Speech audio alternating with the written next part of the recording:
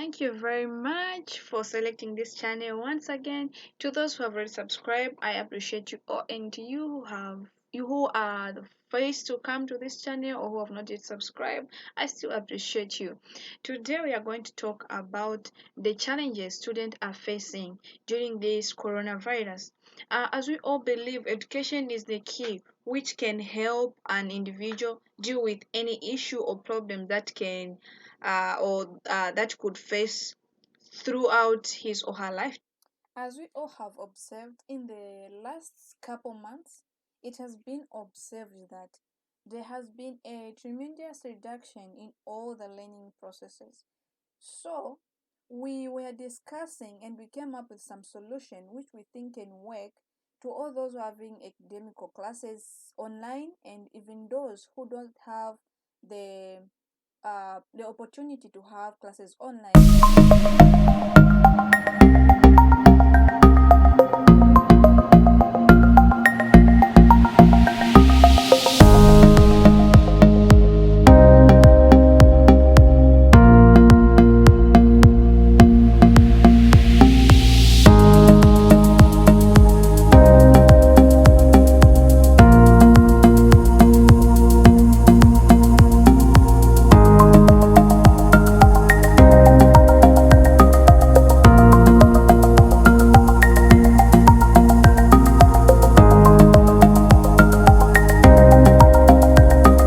Students in university, even secondaries, we are facing different challenges when it comes to study online. Not everyone is having access to internet. Not everyone is having access to their studies for them to to comply to their academics.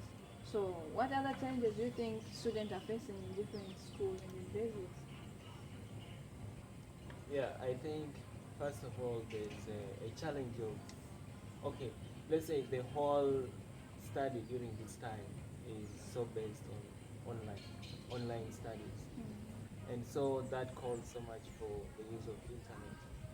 And the first challenge that I see is a lot of students don't have internet, and for those who have, internet is not stable.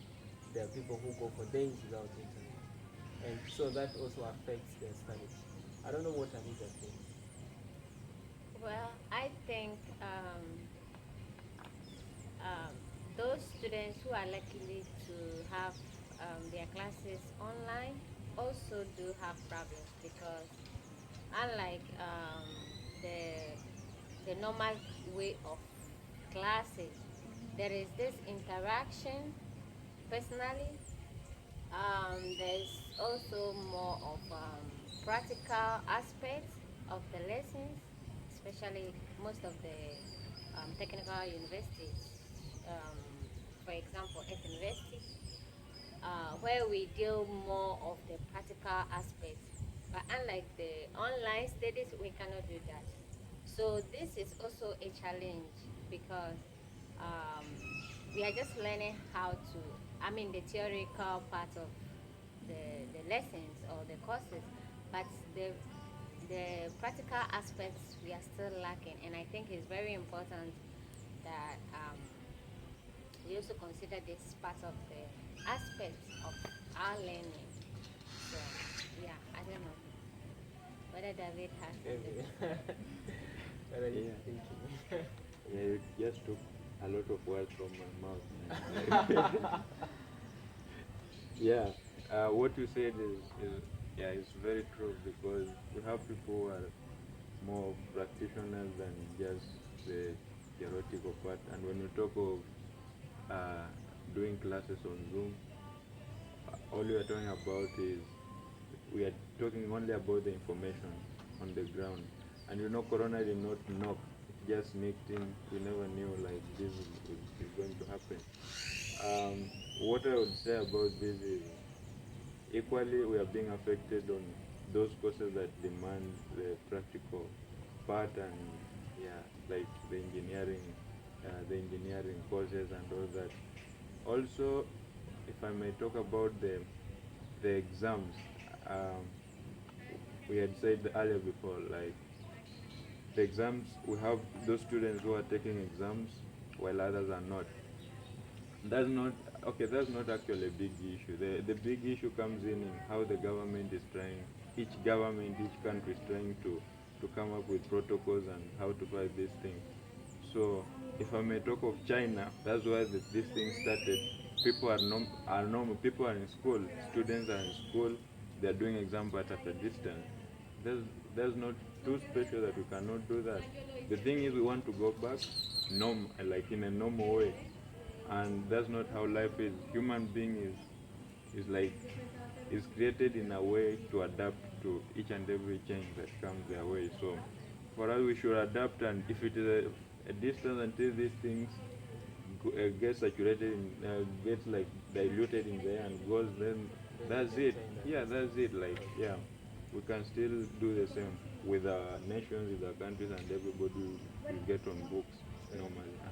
I think you are right there because some parts of Africa we still have students who study under the trees, right? So I think situations like this, we all need to come together to use the resources at our disposal to make life easier on this period.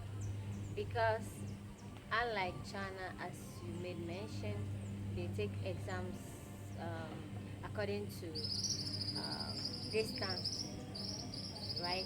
So I think we, in the part of our continent, which is Africa, we can also come together to actually have this way of gathering, right? Still respecting the distance, The social distancing, the distance. social distancing, um, and we are always used to taking meetings, classes under trees and stuff. And I think it's high time we revisit some of these things, right? Just to make life a bit um, easy on us during this period because this part of the world, which is the American side, students had taken classes online. But in some parts of Africa, some students still stay at home Yeah. due to this problem. But which they need to be in school studying. So for me, it's like a delay of time, a delay of their period, right? So I think we need to come up with some alternative. Yeah. Sure. That's reminds me when you say some parts of Africa. In my country, students like those who are, we call them those who are in grade 12, 7, those who have tried their final exams, they are not studying, but they are being expected to write exams, and they are not even like studying. They just have books or which has the notes they used to write like during classes they had, and maybe some past books from other elders. So that is the challenge. But what do you think can be the solution to these problems which students are facing in different angles I of the world? think I think you are right on the part of students, like the society expecting the students to go and write their exams. But the question here is, will they make it at the end of the day? Because sitting down to write exams doesn't it doesn't matter, right? The only thing that matters is whether you pass or not.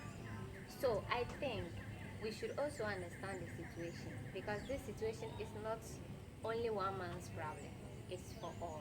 So I think this is the time the real patriotic people of the country need to work together.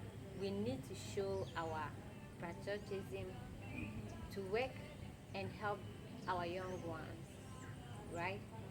Especially in the part of the teachers.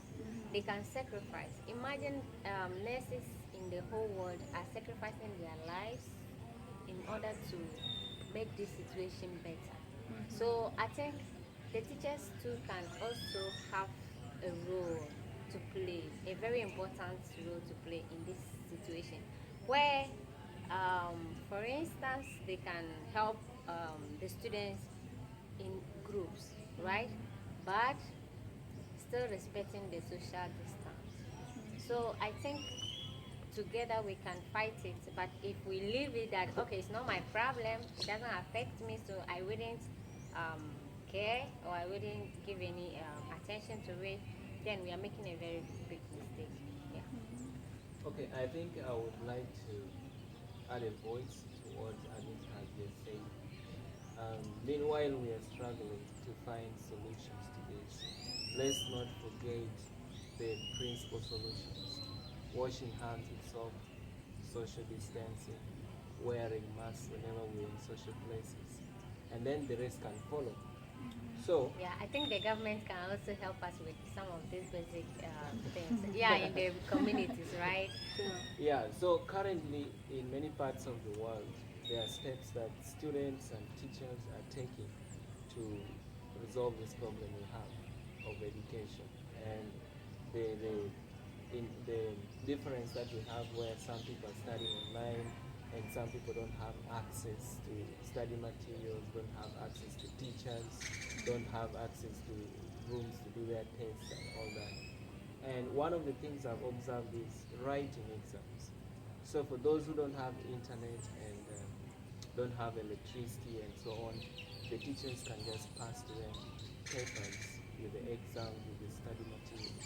Then they can study at home and do those tests at home, and then take back to the teachers. And the teachers can give back a recommendation plus the results of the work.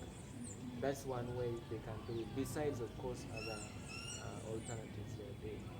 Then my friends here mentioned the point of still going to school but maintaining the distance. I hope you're gonna talk about that in depth, because Okay. so I would just like to introduce it and pass on to you to talk about it.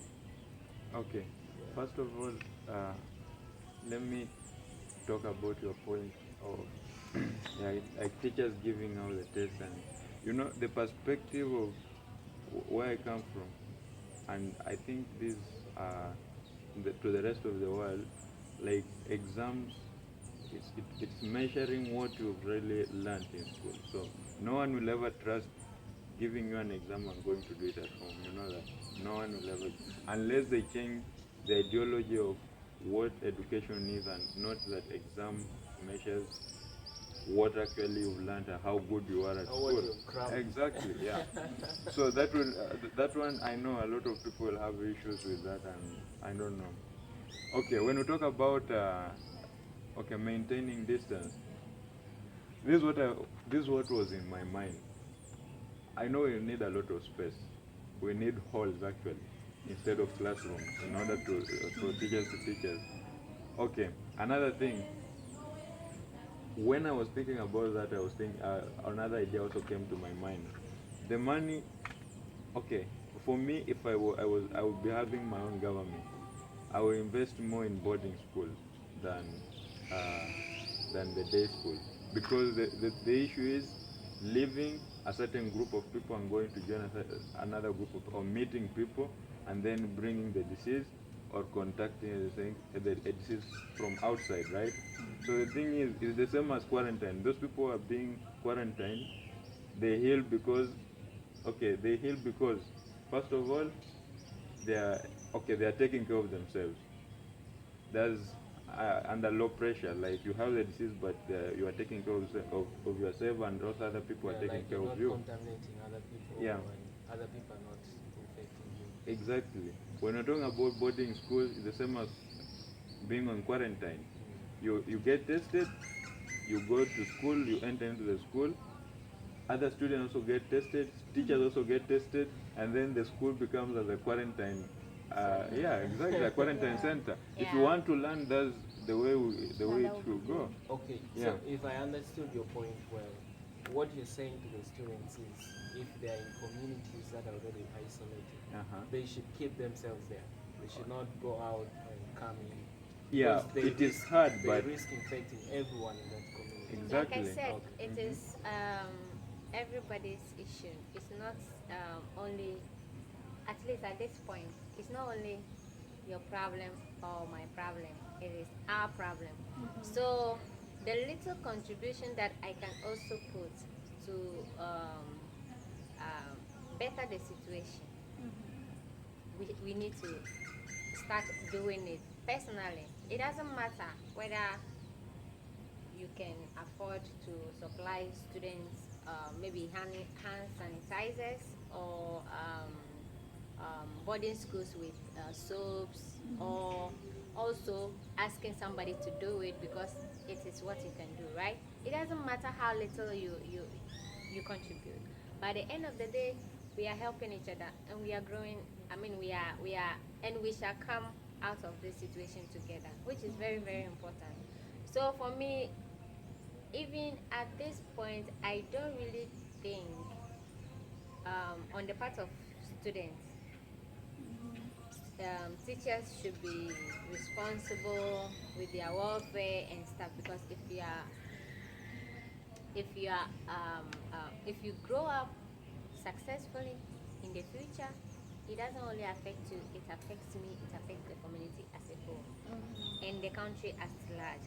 So right now, what I would kindly plead is that some of our elder brothers and sisters who are above us, I mean at higher level at us, you can be a teacher, or for this moment maybe you don't really have this committed work at hand.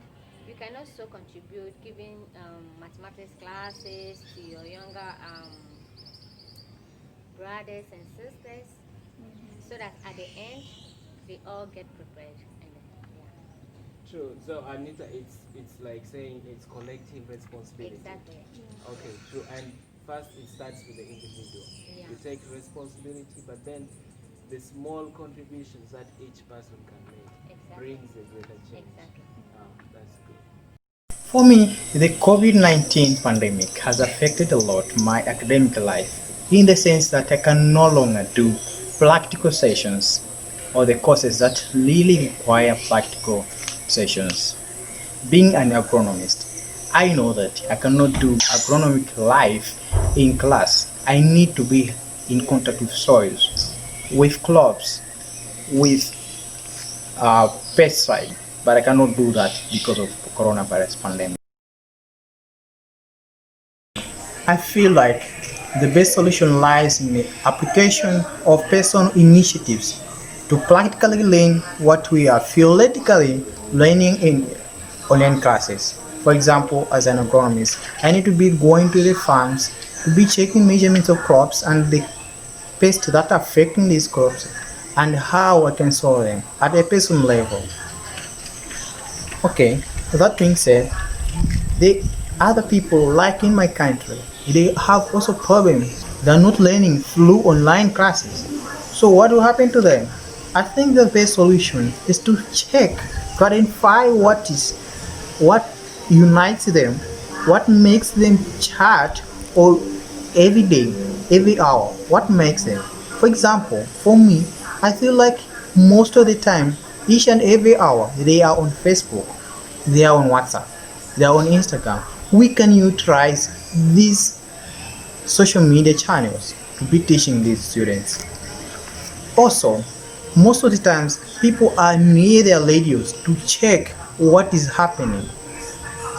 We can also utilize these radios to be teaching these students so that they should not completely forget what they are learning in classes. Imagine what world will be there after this pandemic if nobody goes to school. For example, for 1 year, what world will be? Negatives being said, this pandemic also presents a very big opportunity to a person like me to learn new skills in technology. Imagine having a phone from morning up to night and having a computer from morning to night connected to internet. I can not only do WhatsApp, I can not only be on Facebook, but it presents a very big opportunity to learn a lot of skills in this world. And do that because of coronavirus pandemic.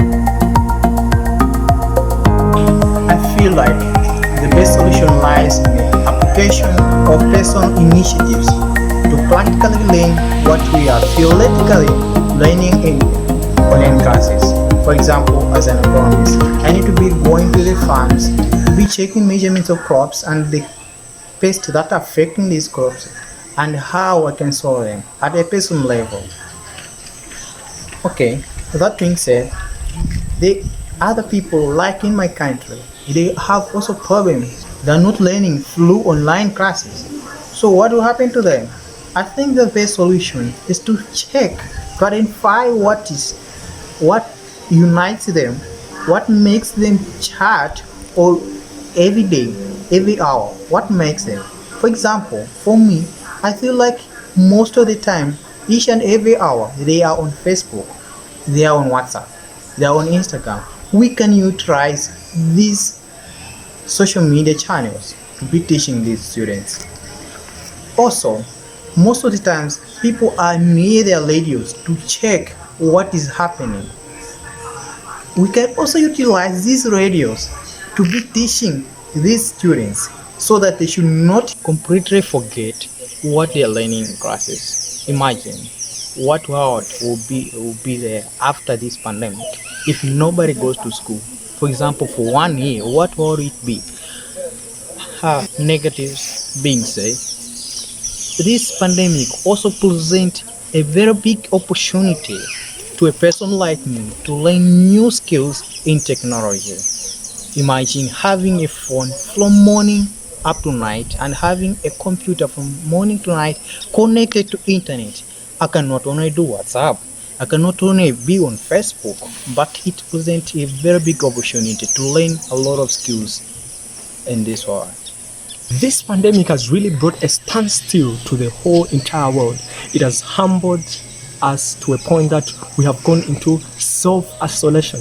This pandemic has really brought an effect, both positive and negative, to our society, to us as individuals, students, businessmen, and every other thing that you can talk about.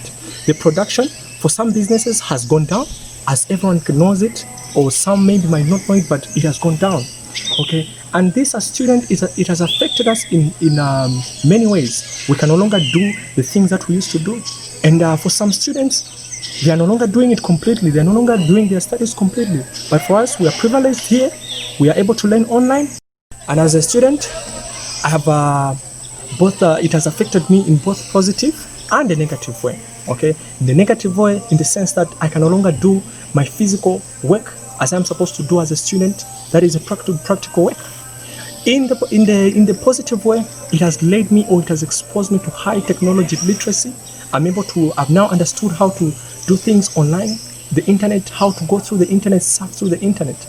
But not every student is privileged to have access to the internet. Like in my country, not everyone is privileged to have access to internet. And right now, I'm calling upon each and every person who can manage, so that we can make learning available, accessible to every kind of person at every level. I call upon every person that is able, and not only every person, but all people to come together. We should hold hands so that we can make learning available to every student and to everybody that is in this system. Therefore, do not forget, always wash your hands, wash your hands with soap, sanitize your hands, wear a face mask. Together, we can fight this COVID-19. Thank you very much. God bless. So we have heard different challenges which students are facing. So let's work together. Let's try to use all the best opportunities. Let's share this message to others, most especially the teachers and all others who are in education, and even to our fellow students, because we believe this can bring the great impact into one or two people into their academic purposes. So please, let's work together. We can make it if we work together. Thank you.